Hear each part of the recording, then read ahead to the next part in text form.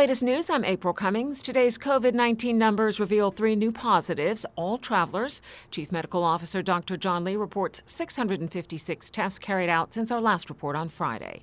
The Ministry of Health and Wellness says our next update on vaccinations will be provided tomorrow, June 1st.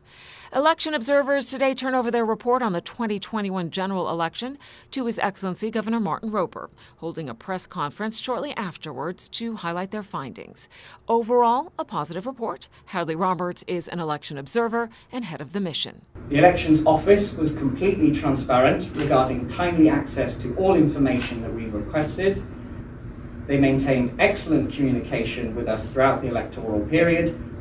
We believe that the election regulations were applied fairly, uniformly, and equitably.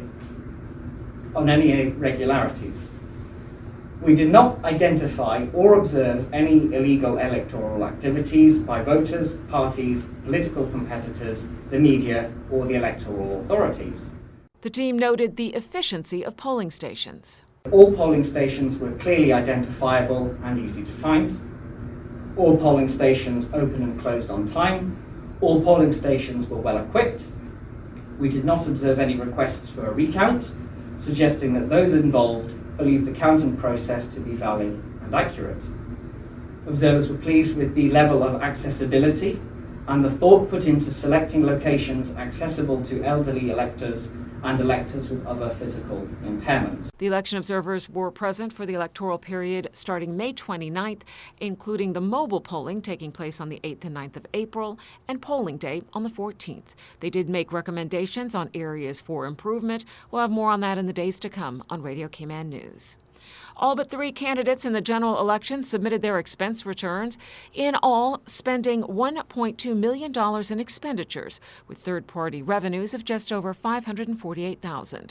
The Elections Office has published a summary of candidate returns. You can find it online at elections.ky. Tomorrow's a big day for the region as hurricane season officially kicks off. They're forecasting a slightly above average year. David Broughton there with the Hazard Management Cayman Islands, the disaster response agency, is encouraging residents to head to their website for information on how to keep you and your family safe this season. Deputy Director Simon Boxall. We need people to take personal responsibility. People have to have their own water and their own food, a little bit of cash. Think about where you're going to put your car so it's up elevated. Try to get shutters because once the wind gets in, the roof comes off easier. Trim back the trees. I mean, they knock out your wires. That's another thing. You're out for electricity is gone for another few weeks. So go on to Cayman Prepared, give us a call, invite us out to do a presentation if you're not sure what you need. On May 19th, the region actually saw its first named storm, Tropical Storm Anna, almost 2 weeks before hurricane season. As we approach, the governor says having a body of trained men and women ready to deploy, he says it's a huge step forward. We've got over 100, having had two recruitment exercises. So we have the 6 or 7 junior officers who've been to Sandhurst, the best training establishment in the world. And then we've got about 100 part-time reservists who are ready to deploy, the predominantly Caymanian. And whatever happens now, we have this trained body of men and women who can come and support us in whatever way we need. Governor Roper says the regiment will also be able to support other countries and territories in their time of need. I think the regiment is a really important step forward. I know the new government is very enthusiastic about the regiment, and we want to see it go from strength to strength, and I'm sure people will be very proud of the regiment in years to come. In other local news, 10s across the boards. A local private school nets an excellent rating across every judgment after a recent inspection by the team at the Office of Education Standards. Radio Cayman's Carsley Fuller reports. The May assessment describes Montessori by the Sea as an excellent school that has made, quote, significant progress since its last inspection in 2019. The inspectors say every recommendation has been addressed in full through, quote, systematic and careful planning that ensured the changes were right for the school. It was highly effective in all areas and therefore judged as excellent overall.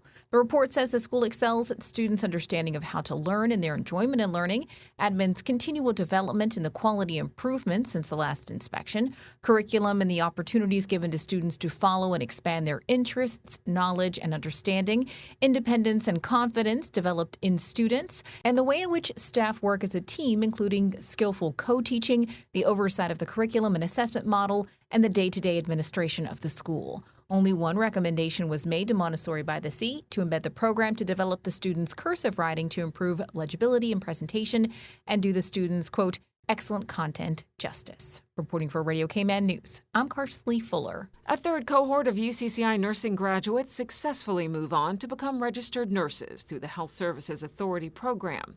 Radio Cayman's Felicia Rankin-Solins has more. Since 2018, the Transition to Practice nursing program has seen 18 Caymanians through to becoming practicing professionals. Monty Gross, senior nurse leader for professional development at the Health Services Authority and overseer of the program. Nursing is a high-pressure career, and the transition from student nurse to qualified practitioner is a challenging one that causes much apprehension for new nurses. Transition to practice programs offer participants the opportunity to find solutions to real-life challenges through structured peer support, and we are proud to be able to offer our local nurses this incredible action-based learning opportunity. Kiana Rankin, who completed the year-long course March of this year, shares what her time in the program was like. My experience taking part in the TTP program has been good. It has been a good transition from student to nursing role, because there's definitely a difference between the two. So this program has helped us to adequately transfer from one role to the other under the support and guidance of senior staff around us. She adds their training became even more intense once the pandemic hit. Our employment started in the middle of the COVID pandemic, and during that time we were able to get some hands-on training with doing the swabs and collecting information and screening patients who are coming into the clinics as well. For Radio Cayman News, I'm Felicia Rankin-Solins. Miss World Cayman Islands is contestant number 5. An emotional win for 24-year-old Rashana Hides as she's crowned Miss World Cayman Islands 2021 at a packed Harkwell Theater Saturday night. I am just so grateful to be here and to be doing what I feel is my God-given mission. I'm just so grateful and humbled right now.